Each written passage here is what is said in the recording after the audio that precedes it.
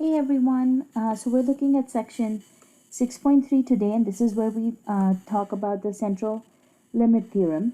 Okay, so we are saying, in addition to knowing how individual data values vary about the mean for a population, statisticians, of course, researchers, are also interested in knowing how the means of samples of the same size taken from the same population can vary about the population mean.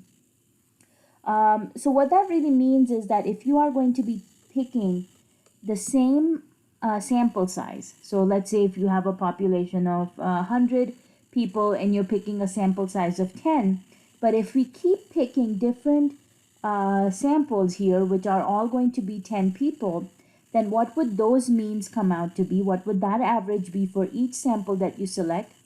And how would that vary in terms of the population mean? So just as a example over here, we are saying suppose a researcher selects a sample of 30 adult males and finds the mean of the measure of their triglyceride levels. So they are saying for the sample subjects, that could be 187 milligrams per deciliter. Now, so if he is selecting a sample of 30 adult males, of course, from our, let's say, general population, and then suppose he selects a second sample, which will again be of 30 male adults, and this time for the second sample group that he has, he finds that the mean for this sample is 192 milligrams per deciliter. And so basically, if we keep continuing this process and we do a total of 100 samples, so you select 30 different groups of males from the population and you do this 100 times. So what happens is that the mean becomes your random variable here, because now you have 30 data values, right, which each represent the mean of our sampling over here. And let's say those sample means come out to be 187, 192, maybe 184, 196. So all of these together is what we would call as a sampling distribution of sample means. So basically you are creating a distribution of values which contains all the different 100 sample means of these 100 samples that we are talking about here. So for definition, we say a sampling distribution of sample means is going to be a distribution that is using the means computed from all possible random samples that have to be of a specific size taken from our population. And that population, of course, would keep changing depending on what study you are doing, okay? So we are saying if the samples are randomly selected with replacement, the sample means, for the most part, will be somewhat different from the population mean, mu. So, your sample can be, of course, we try to pick our sample as being a good representation of our population, but, of course, that's not always going to be possible. So that's why there is a good chance that when we do our sample mean and compare it with our population mean, those values could be different. And remember, we had talked about these because these differences are what we call as sampling error. So again, we're saying the sampling error is the difference between the sample mean and the corresponding population mean. They're calling it a measure over here because this can happen with other calculations. So it's the difference between the sample measure and the corresponding population measure. And this can happen because sometimes your sample may not be the perfect representation of the population. And like I said, we try to make our sample a good representation of the population, but it's not going to be a perfect representation, okay? So when all possible samples of a specific size are selected with replacement from our population, then the distribution of our sample means has two very important properties that we have to consider. So this is the sampling distribution of sample means that we're talking about here. So the property for the first one is going to be the mean of the sample means has to come out to be the same as your population mean. So look at this one more time. We are saying the mean of the sample means. So like here we were talking about our sample means being 187, 192, 184, 196. So if you take the mean of all of those sample means, then that mean will come out to be the same as the population mean. And the other property is that our standard deviation of the sample means will be smaller than the standard deviation of the population. So the standard deviation of our sample means is going to be smaller than the standard deviation for the population, and our standard deviation of the sample means will be equal to the population standard deviation divided by the square root of our sample size. And we'll look at this formula a little bit later in this section, but basically you have to remember, when you take the standard deviation of all the sample means, it will be a number smaller than the standard deviation, okay? And you can calculate it by basically taking the population of the standard deviation and dividing it by the square root of our sample size. So we've got an example to kind of help us visualize this property over here. So we are saying, suppose a professor gave an 8-point quiz to a class of 4 students, okay? And their quiz results came out to be 2, 4, 6, 8. So there are 4 students in this class. The professor gave a quiz which was worth basically 8 points. So one student got a score of 2, the other one got a score of 6, the third one got a score of 4, and the fourth one got a score of 8. So we are saying, for the sake of discussion, assume that these 4 students constitute the population. So basically that's going to be our population that we are looking at. So now if we want to find the population mean, you add all 4 of those scores divided by 4 students, of course, and that gives us a population mean of 5.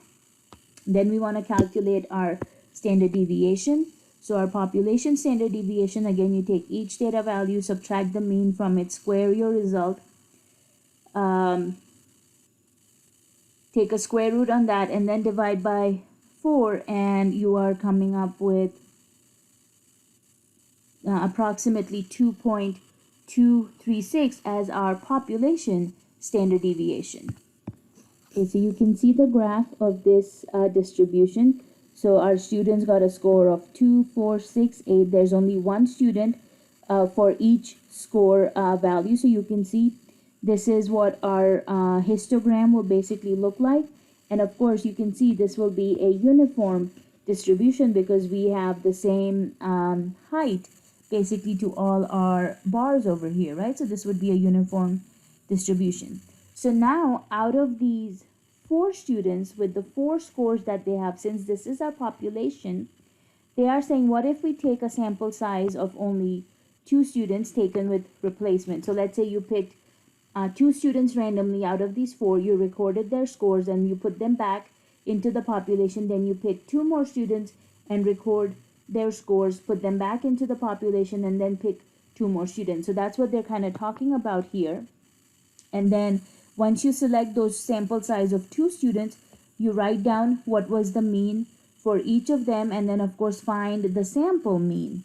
So of course, if you have a sample here which is where the first student got a score of 2 and the second student got a score of 2, so when you take that mean, that would be 2 plus 2 divided by 2, which will of course give you a sample mean of 2. If you pick 2 students and one of them had a score of 2 and the other one had a score of 4, then that would be 4 plus 2, which is 6. 6 divided by 2 gives you 3. So that's your sample mean. And so that's how they are looking at all the different combinations that you can have on your scores and what their sample mean would be. Okay, so this is basically forming our raw data in a way for all the sample means, and then we can create a frequency distribution. So you can see our sample mean values goes from 2 to 3, 4, 5, 6, 7, 8. So those would be all our mean values, and then you would write the frequency. How many times do these means occur in this case? So of course you can go ahead and then calculate your frequency distribution based on that. And once we have our frequency distribution, then we can go ahead and create a histogram out of that, and you will see this is what the histogram looks like. And as you can see, this is approximately normal, right? We have the peak right in the center where we have our sample mean, and then it tapers towards the right and the left. So of course we can say this is going to be approximately normal. So you can kind of see how we go about coming up with this value here. Now let's find the mean of our sample means, which means we're talking about finding the mean for this distribution table over here.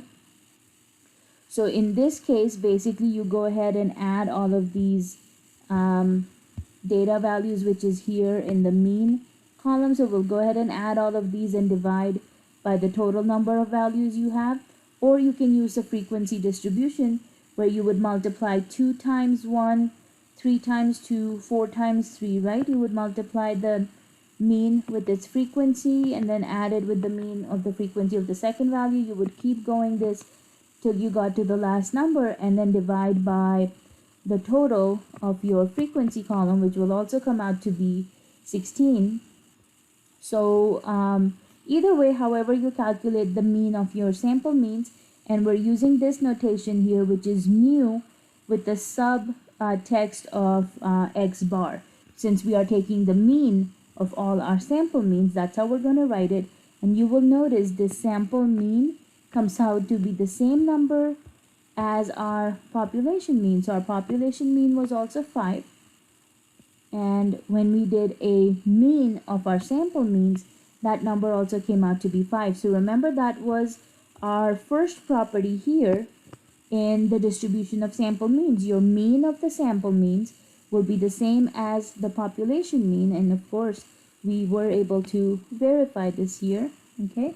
The same as the population mean.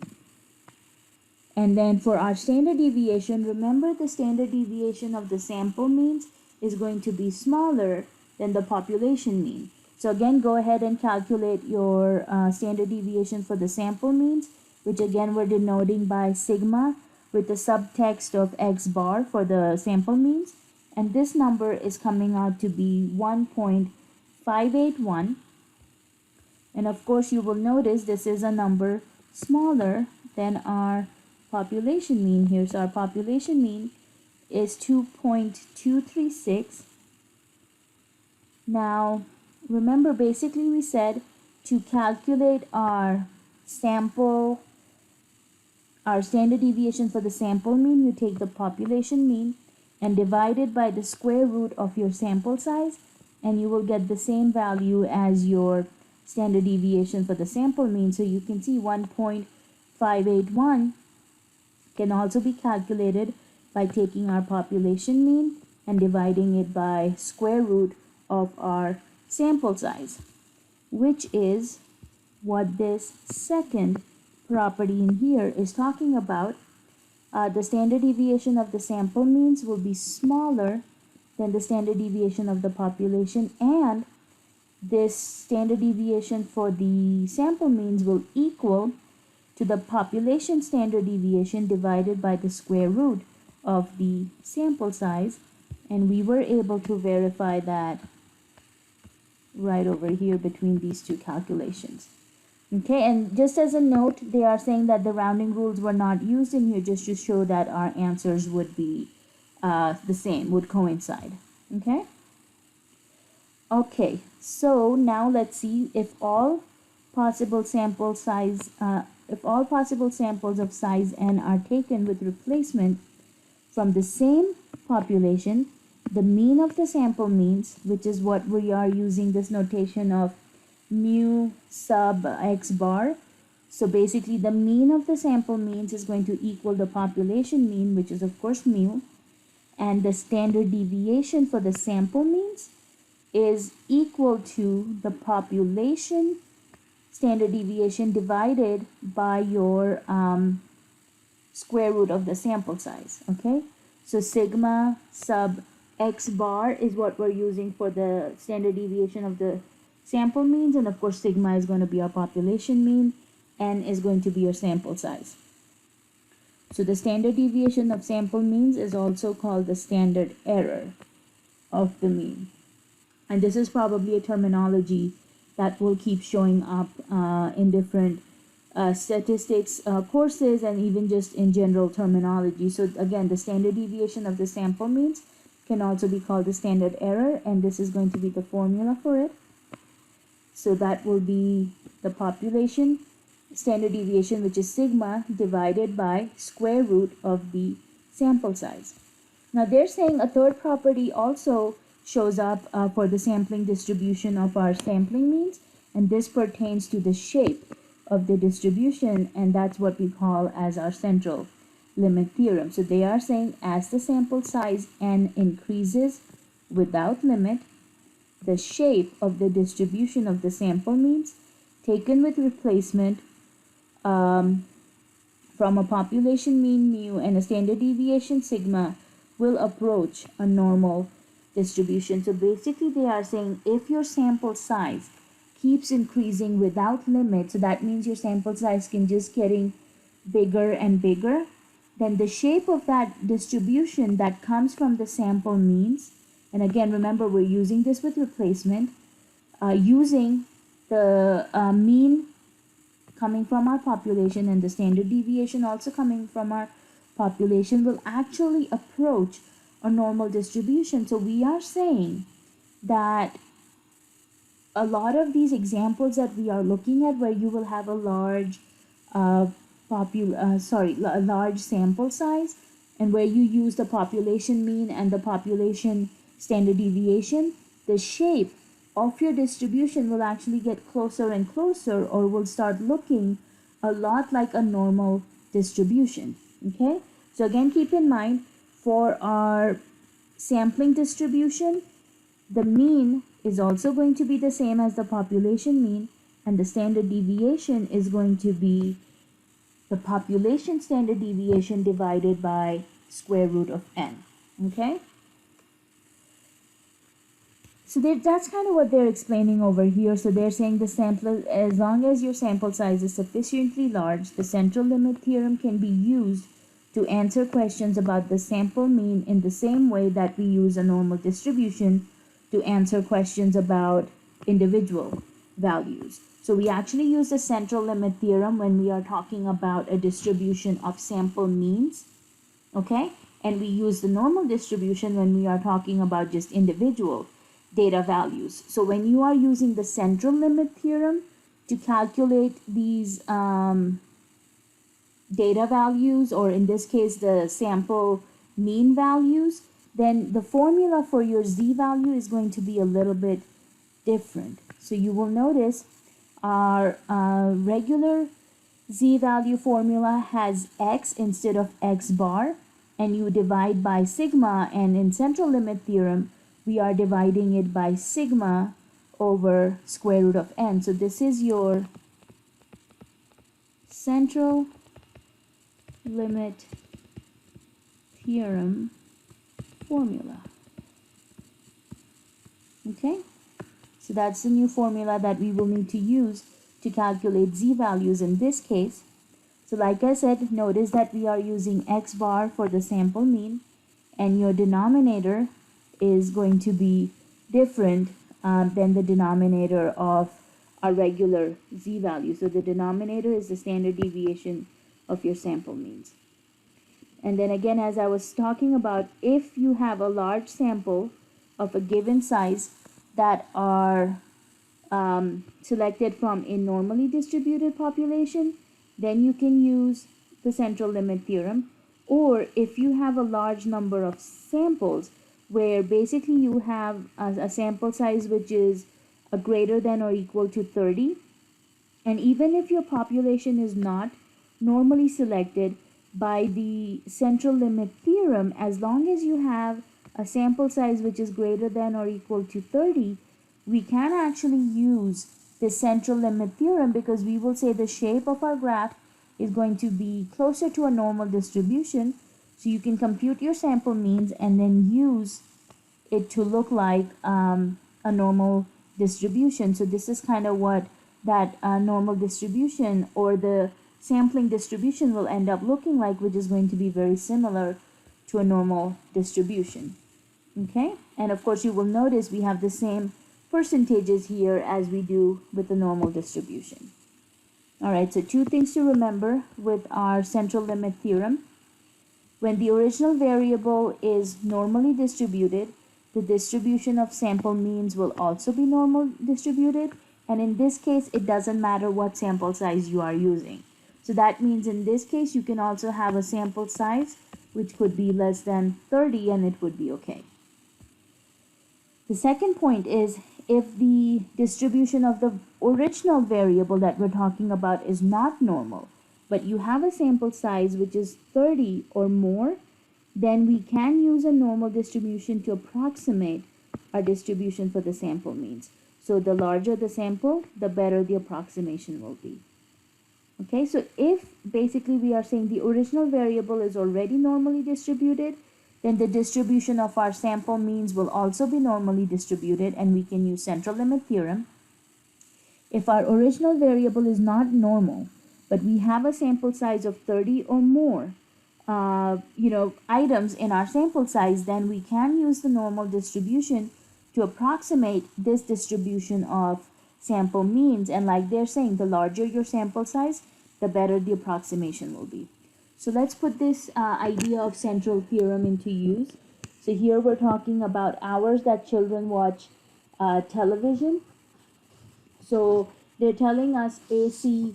Nielsen reported that children between the ages of 2 and 5 watch an average of 25 hours of television per week. Assume that the variable is normally distributed.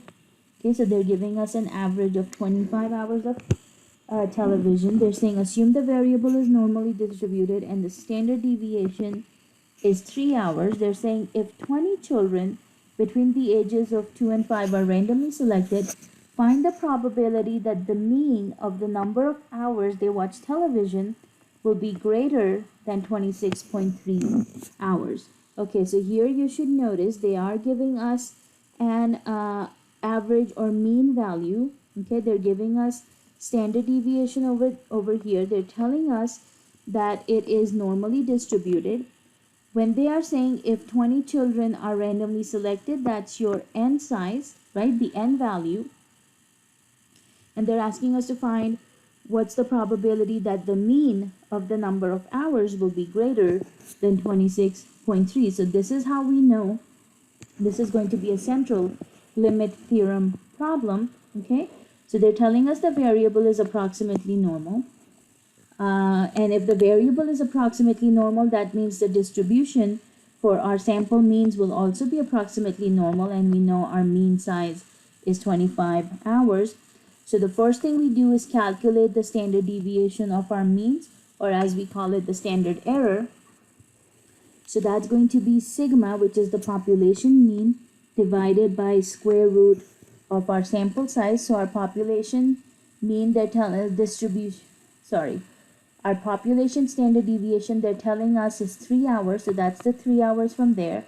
They told us we are selecting 20 children randomly. So that's our sample size. So that's the square root of 20. And then when you go ahead and perform that division, you get the standard deviation for the sample means to be 0.671. Okay? All right, so we go ahead and draw our normal curve. They are asking us to find the mean value to be greater than 26.3 hours. So that means we're finding this shaded area.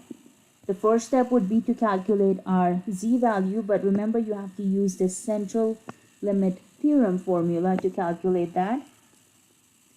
So our data, the mean for our sample means is 26.3. The mean for our population is 25 divided by our standard deviation for the sample mean. So you can write it as 3 over square root of 20, or as we calculated it to be 0.671. So you can replace it with that. So 1.3 divided by 0.671 gives you a z-score of 1.94. And then of course we can go to our table E to find out what 1.94 would correspond to. So 1.94, it looks like, is going to be at 0.9738.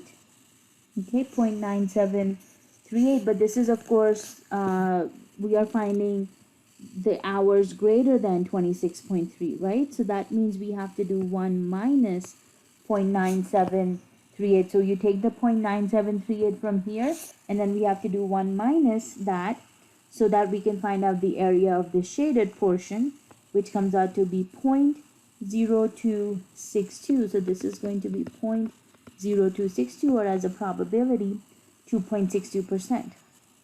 So basically we are concluding that the probability of getting a sample mean larger than 26.3 hours is going to be 2.62%. So you will see we are talking about the probability of getting the sample mean, right? Obtaining the sample mean.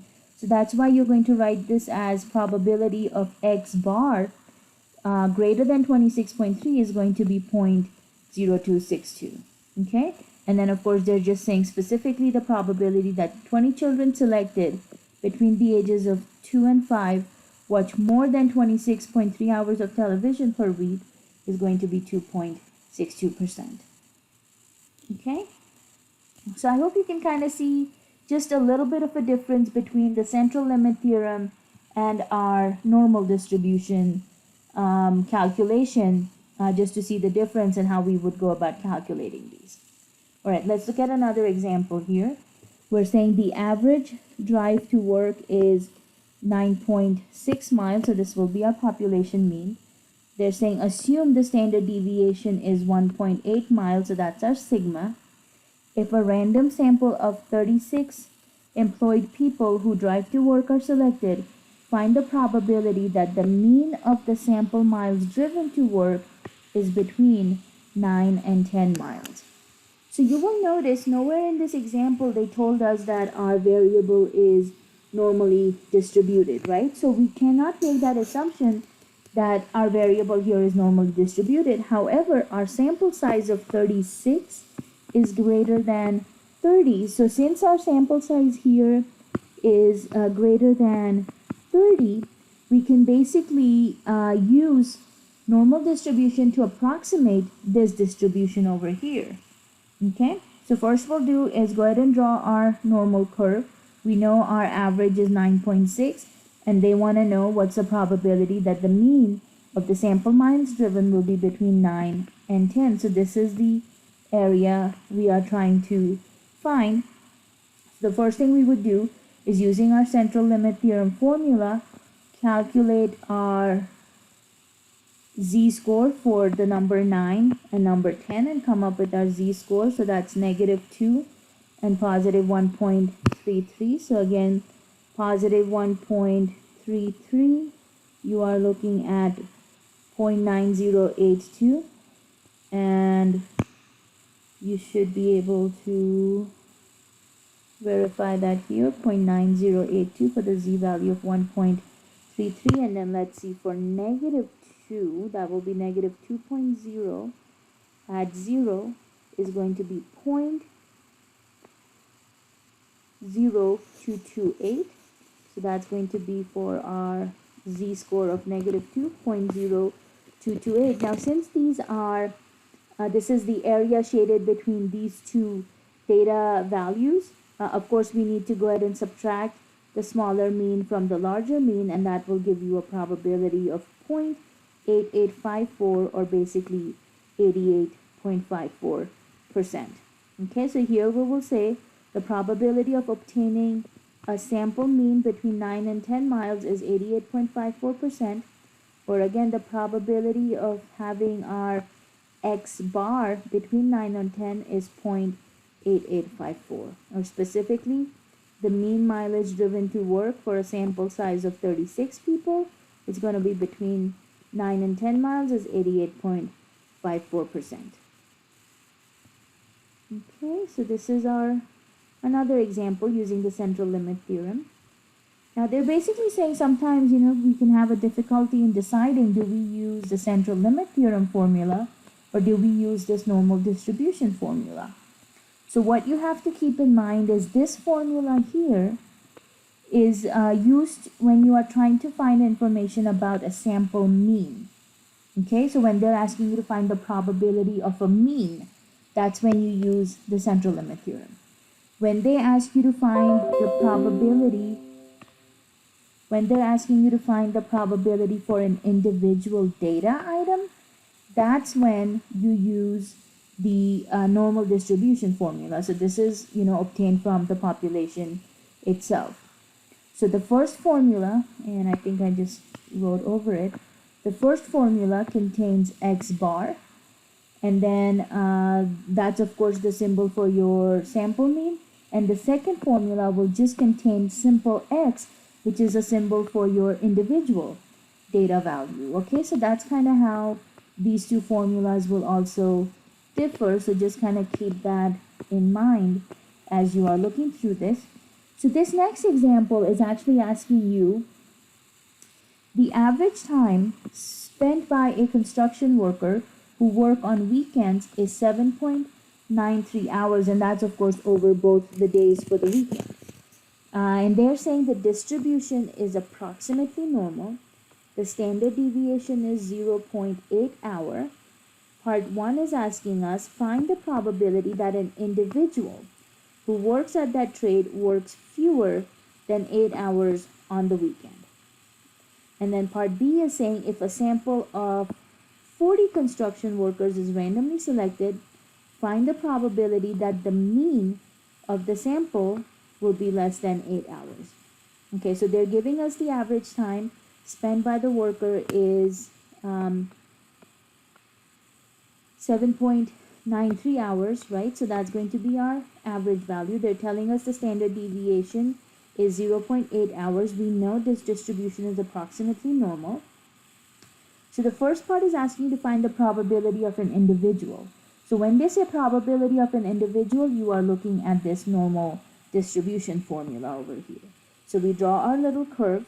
Our mean is at 7.93. They want to know this individual works fewer than 8 hours. So of course we're trying to find this shaded area over here. So use your regular normal distribution formula.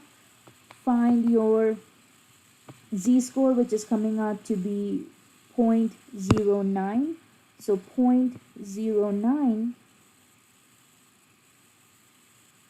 is actually going to be here under 0, 0, and then you go to 0.09, which is 5359.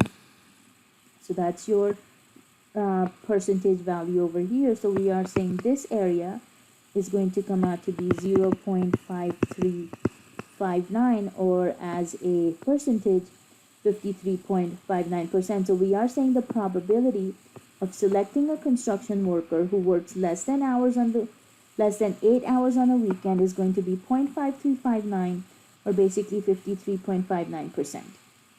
Now part B is saying if we select a sample of 40 randomly selected construction workers, what's the probability that the mean of the sample will be less than 8 hours? So since they're asking us to find the probability for the mean, this is where you are using your central limit theorem, and of course they're giving you a sample size of 40 construction workers here, right?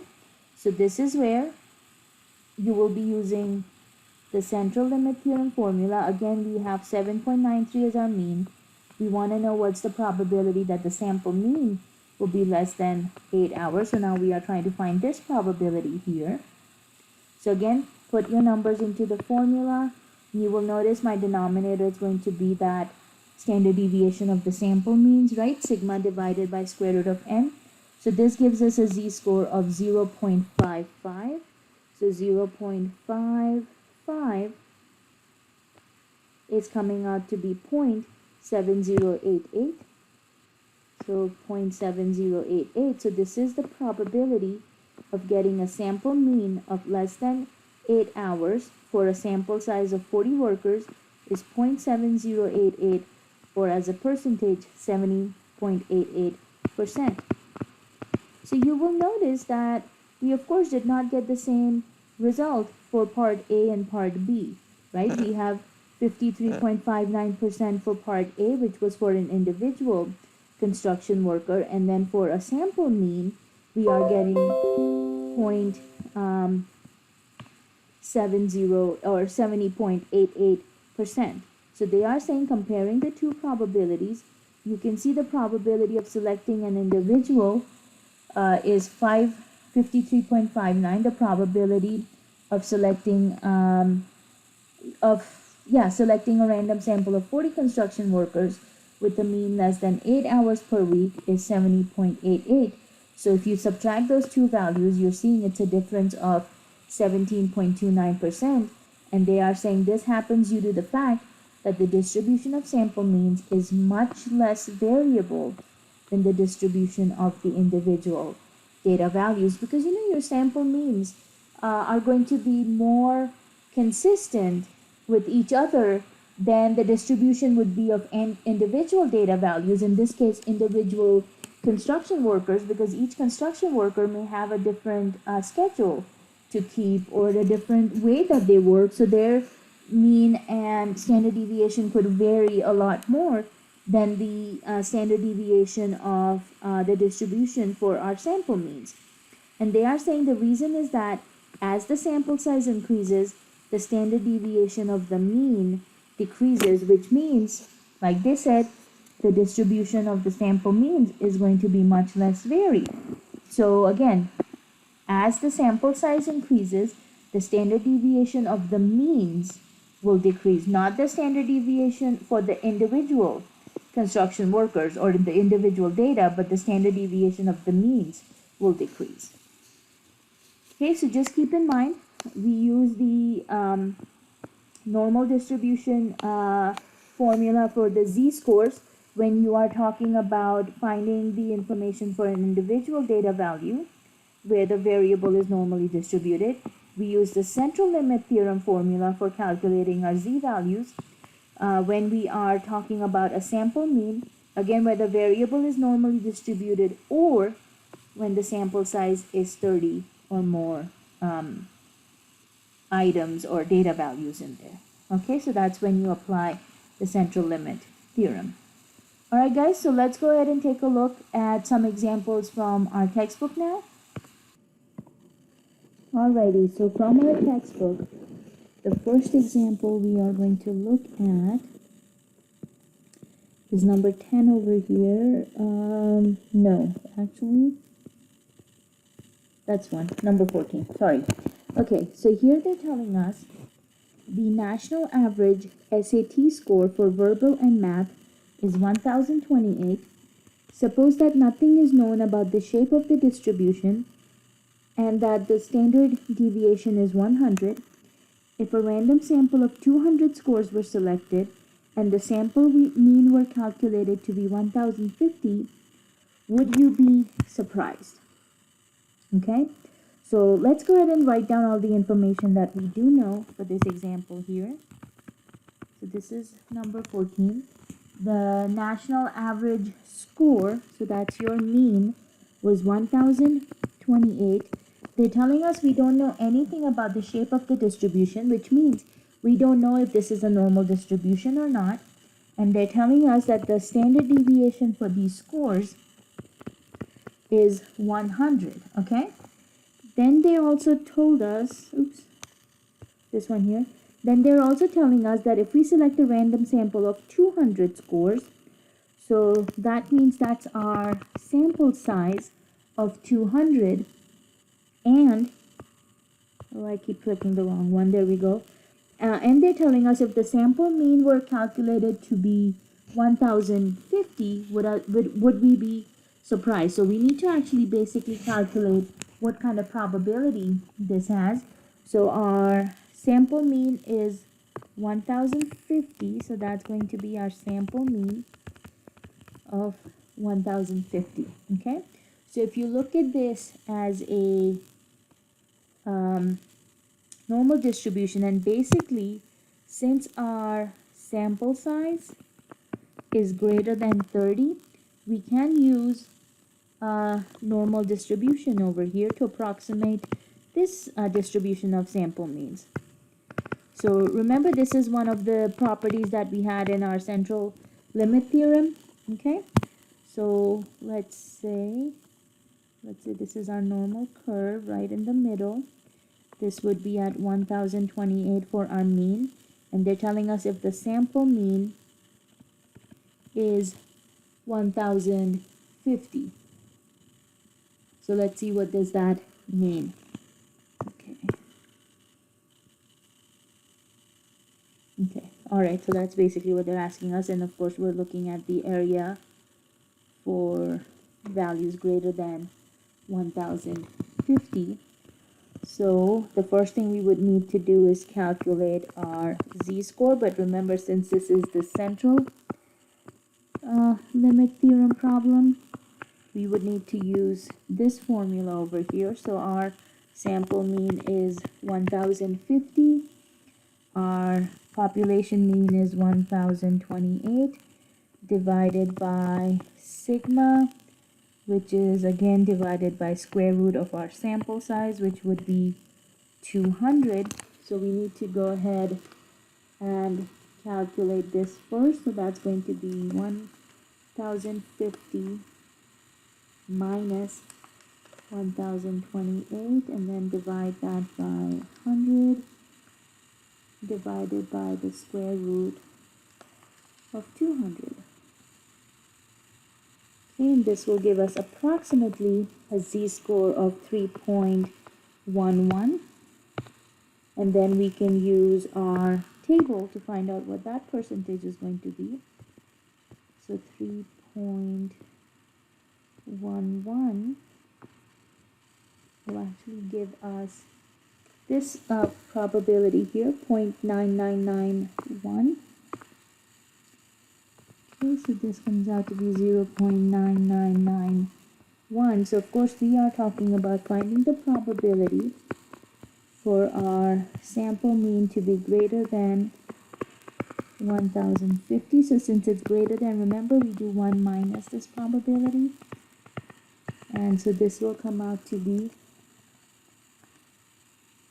0.0009. Even if you convert this into percent, this is less than 1%. So if you think about this, yeah, we would definitely be surprised to get a sample mean of 1050, because the probability is going to be so small. So yeah, your conclusion would be, we would be surprised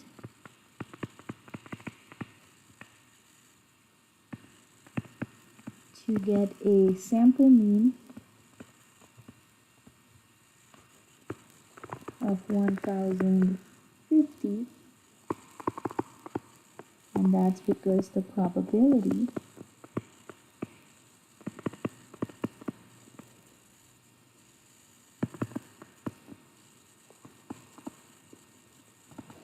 is very small.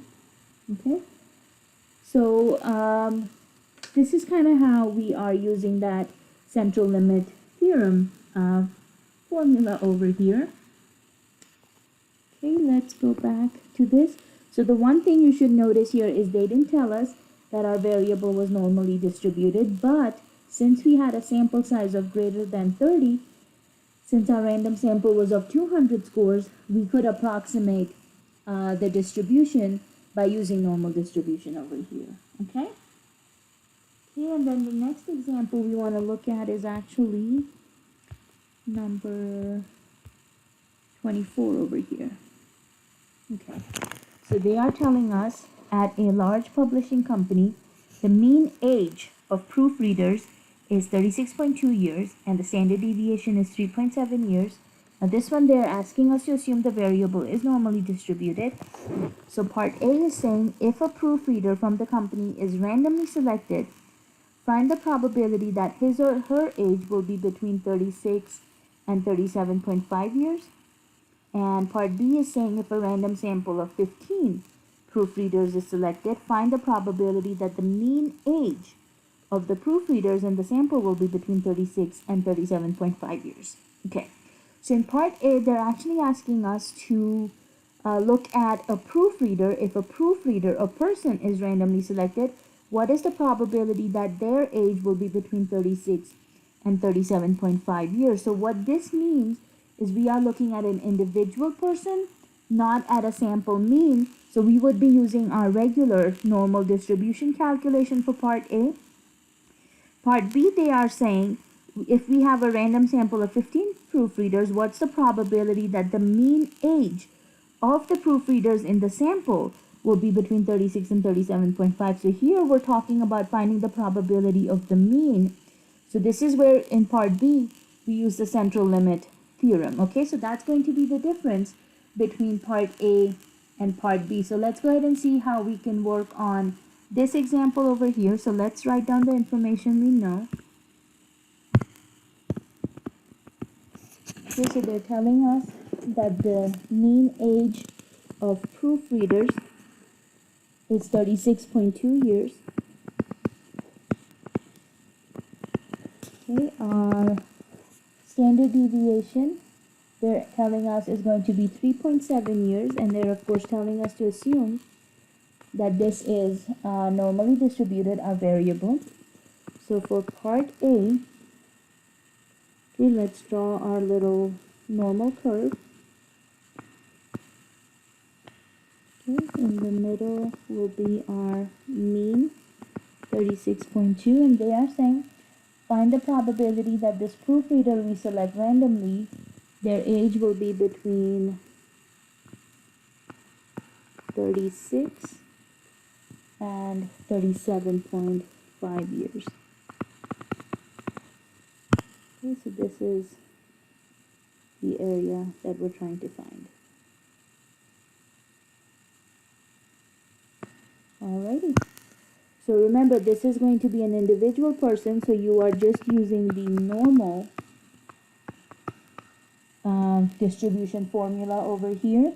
So let's find our z-score for 36 years, which is the lower limit. So that's going to be 36 minus 36.2 divided by 3.7, and what will that z-score come out to be? Okay, so you go ahead and divide that, and looks like we are getting a value of negative 0.05. So let's see what that probability is going to be. Negative 0.05.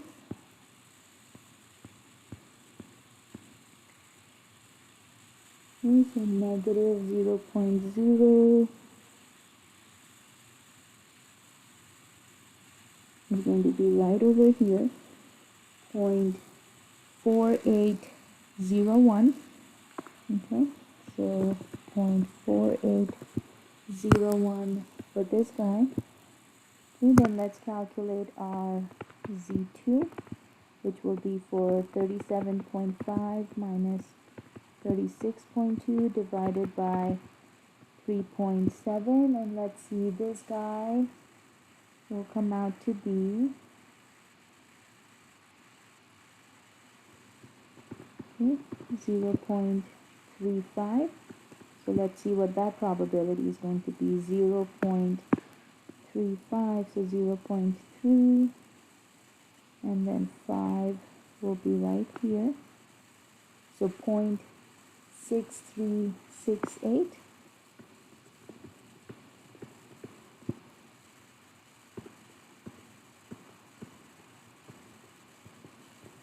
Alrighty.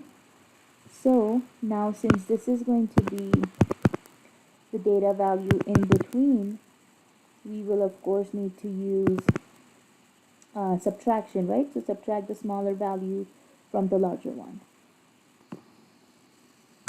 Okay, so probability that our data value will fall between these two numbers is going to be 0.6368 minus 0.4801, and looks like that will come out to be, let's see, 0.1567, or as a percent we can say 15.67%, right?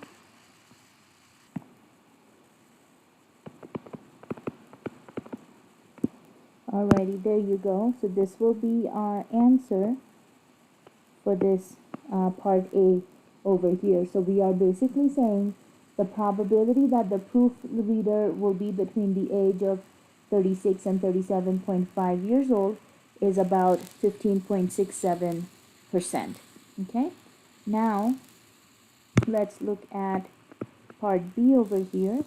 So part B was talking about if we select a random sample of 15 proofreaders, what's the probability that the mean age of those proofreaders will be between 36 and 37.5 years, okay? So this is a random sample of 15 people. So again, you're basically looking at the same curve for our normal distribution over here. Oops. Something like this. So again, our mean in the middle at 36.2. And this is going to be again between the ages of 36 and 37.5. But here we are talking about a random sample of 15 people and then finding the probability of the mean, right? Mean age. So this will be the formula for the central limit theorem. So that's x bar minus mu divided by sigma over square root of n. So for our first one, we will have 36 minus 36.2 divided by 3.7 over square root of 15. Okay, so this value will come out to be approximately negative 0.21. So let's see what its area is going to be. So negative 0.21.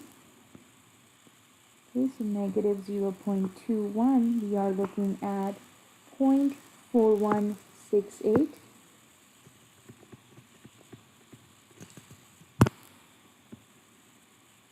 Alrighty.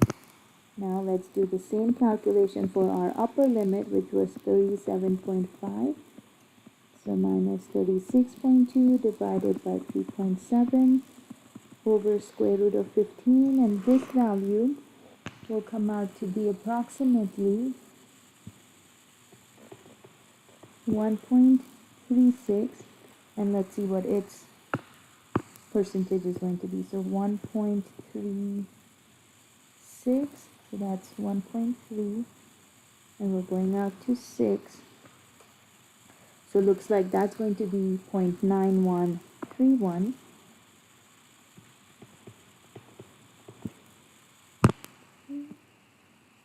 And so just like we did before, to find the probability that our mean age is going to be between 36 and 37.5 is going to be 0.9131 minus 0.4168, and that will come out to be about, let's see, 0.4963, or basically as 49.63%.